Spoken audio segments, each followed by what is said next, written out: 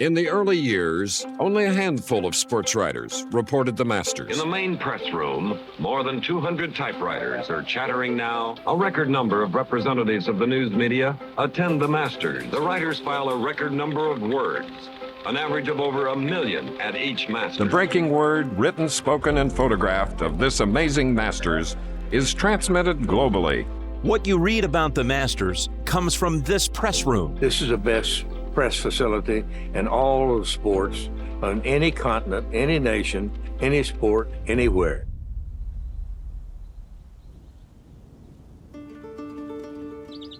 When Augusta National co-founders Bobby Jones and Clifford Roberts first started their invitation tournament in Augusta, Georgia, they knew they needed some help getting the word out. In the early days, it was those writers coming down here, writing about the tournament. That was huge for growing the tournament. And the club, to their credit, maintains that appreciation and respect for the written word and the writer to this day. To gain any sort of fame, Bobby Jones remarked, it isn't enough to do the job. There must be someone to spread the news. That someone was one of the premier sports writers of the time, legendary journalist Grantland Rice. And a relationship between a tournament and those who cover it was born. Grantland Rice, the first great American golf writer and a charter member of the Augusta National Golf Club. If you're lucky enough to be in the clubhouse, and then you go up the winding staircase, and there are these portraits of some of the founding members, and one of them, shockingly, is the sports writer Grantland Rice. Bobby Jones and Cliff Roberts totally understood that if they treated the press with a higher level, that they would come visit and publicize what's going on here and write about it. They'd already covered Bobby Jones, he was so iconic. And then when they came and saw him and they saw the tournament, some of the people, the grounds, I think that just expanded. In those early days, Rice wrote glowingly about the Masters to his avid readers and was even instrumental in helping Jones and Roberts settle on the tournament's now iconic spring date. They could go to spring training. Spring training ends, they're going back to the Northeast or back to the Midwest. Take the train, stop in Augusta, write about the tournament, go home.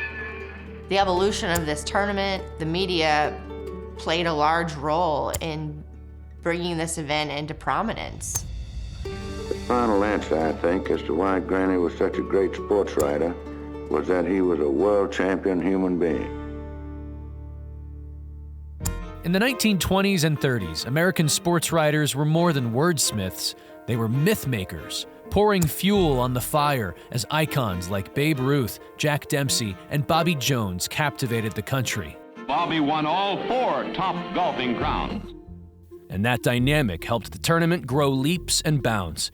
As the best golfers of their day began to play and win at Augusta National, legendary writers cascaded the tales of their triumphs across the globe. Many of those words became part of the tournament's vernacular, like in 1958, when Herbert Warren Wind coined the term Amen Corner. Perhaps the greatest example of writers spreading the gospel of golf came in 1935, with the coverage of Gene Sarazen's Shot Heard Round the World, a double eagle that lives on because of those who put pen to paper. There was a kid traveling around with one of those phones that he was communicating with the clubhouse press, and he says, Mr. G, get a 2 on the 15th hole. And the press said, no, that can't be true. The one shot that was heard around the world. Even 50 years from now, they're going to call that the most spectacular shot in golf history.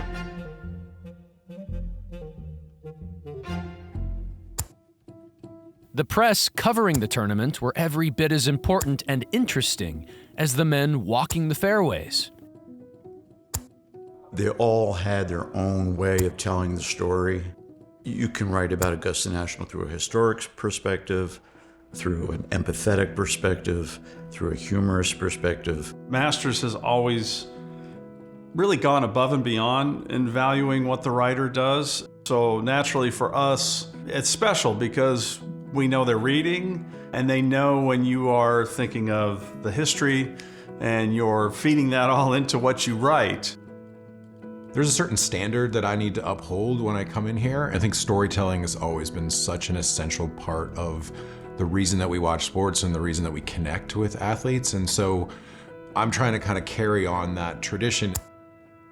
Just being at the Masters and writing about how it felt, how it sounded, all the emotion and the beauty. And the nicest compliment I think any writer could ever get. You made me feel like I was there.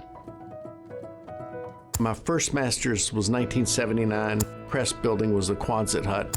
I'd heard about it because my dad covered 60 of these. It's just part of life. My seatmate was Herbert Warren Wynn. Talk about intimidating. It's one of those places that no matter what you think you know about it or what you expect, it still overwhelms you. And while the written word filled the pages of papers, the photographs of this place and the tournament have always had a hand in telling the story, since the very beginning. It kind of is like the first time you see a Major League ballpark when you're a kid after playing Little League. I've seen it on TV since I was a little kid, but you get here and it's like, holy cow, this is just incredible. I always tried to get a big, pretty picture with golf going on somewhere in it. This is the perfect place for that. The colors, the azaleas, the trees, then you see the patrons, and then you just look around, and you're like, oh my gosh, this is the most magnificent place you'll ever walk.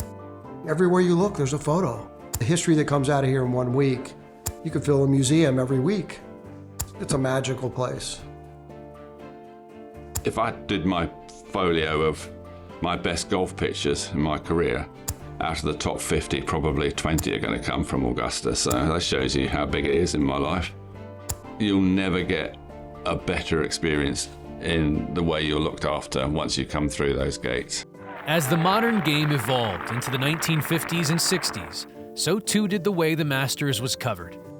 The written word, still imagery, and radio broadcasts that had dominated the tournament's early years were joined by a new medium, television. Now, live from Augusta, Georgia, here is the final round of the famous Masters Golf Tournament. And starting in 1956, the final 4 holes of the Masters were broadcast live on CBS. An astonishing 10 million viewers tuned in to watch that first year. In the decade from 1950 to 1960, the number of American homes with a television rose from 9% to 90%. Masters Tournament co-founder Clifford Roberts capitalized on the growth in popularity, and together with legendary CBS producer and director Frank Cherkinian, became the catalyst for countless advancements in both television and the sport itself, with most still in use today. Leaderboards that displayed a player's standing in relation to par, just one of their many creations. Clifford Roberts and Augusta National also pioneered the practice of bringing players to the press for interviews after their rounds, a service that has since been adopted across the game and the globe. In the earliest days of the tournament, the writers set up shop in the clubhouse. But soon thereafter, the first permanent structure for the press emerged, the Quonset hut. Named for the World War II-era military structures it resembled, this building, with its distinct arched roof and simple interior, is where from 1953 to 1989 the press corps told tales of Arnie, Jack, Gary, Sevy, and so many more. Then came the press building along the first fairway. And now, the magnificent state-of-the-art press building that sits at the back of the tournament practice area. And if there's one place on the course with ties to the press, it's the big oak tree near the clubhouse, where the who's who of the golf world come to chat. You can get more done at the Masters in one day under the tree than you can do at a week or a month at other tournaments, just because everybody wants to be here. Through each iteration of the tournament, Augusta National has always been intentional in taking care of those who cover their event. You feel like you're part of the tournament. Here it feels like, hey, we're part of the fabric of this event. You're playing a role in the whole thing, and I think you feel that here probably more than anywhere else. You walk in that door and you're treated like royalty. I describe it to people as it's a five-star hotel, and it's like a big family from around the world are reunited here. The list of credentialed media reads like a United Nations call sheet, with representatives coming from all corners of the globe. And as the list of International Masters champions has grown, so too has the way the tournament is covered. While the traditional mediums of writing, photography, and radio are still ever present, new forms of storytelling are just as prevalent. Inside the press building, the thoughtful touches abound. Interviews take place in a room where media members sit in green leather club chairs, with individual microphones at each seat. Great round, Rory. I'd like to open it up to questions. Steve? There's also a full-service restaurant, the Bartlett Lounge, named in honor of Charles Bartlett, the first secretary of the Golf Writers Association of America and an integral part of the Masters media relations. Modeled after the Quonset hut and using the original sign and clocks telling time from around the world, it's adorned with a leaderboard that is updated by hand. There's so many places in professional sports where the space allotted to the press is getting squeezed and squeezed. It is really kind of cool that we have this place where, you're afforded a chance to connect with the writers and to feel like, you have everything that you need to do your job. And everywhere around you, reminders of history. The press building's walls and halls are adorned with mementos that pay homage to the press's remarkable history at the Masters. When you walk around and read everything on the walls, there's so much history. There's so many photographs, there's so many plaques, and you get caught up in the history part of it. I mean, you can become emotional. You're in awe of some of the things that have gone on in this event. It's an honor to get the chance to cover this event and enjoy what is an absolutely sensational facility. And then, of course, there is the working arena. To think about the people that have sat in a facsimile of that building for the last 90 years now, to aspire to match what they've written, it's a really exciting thing. Everything builds up to this week so much, you want to bring your best. Every year I circle the Masters as this is the week that everyone's going to look at, all across sports. It's unlike anything in the world. It's definitely a standard that no one, I don't think, will ever match. If it weren't for the fact that it was Augusta National outside the doors, people would probably never leave. But for press members who have covered at least 40 Masters tournaments, their legacy is celebrated through the Masters Major Achievement Award. In 2007, the first 14 journalists were honored, including Dan Jenkins, who covered a staggering 68 consecutive tournaments and famously penned the term, "The Masters doesn't start until the back nine on Sunday." It's a thrill to come here and just look at it, because I've been looking at it for all those years, and it gets prettier and prettier. No matter what happens, it's historic, and that's what I like about it. Therein lies the essence of the Masters, at once honoring the past while keeping an eye towards the future. The original vision of Bobby Jones and Clifford Roberts is still alive, everywhere. A vision not lost on anyone who comes here to play, to watch, or to work. You sit in the interview auditorium there, and there are these big portraits of Clifford Roberts and Bobby Jones. I think it guides everything that they do here. You feel like you're part of a continuum that you want to respect, and there's a standard that was set in that continuum. And everybody tries harder to try to meet what's been done before.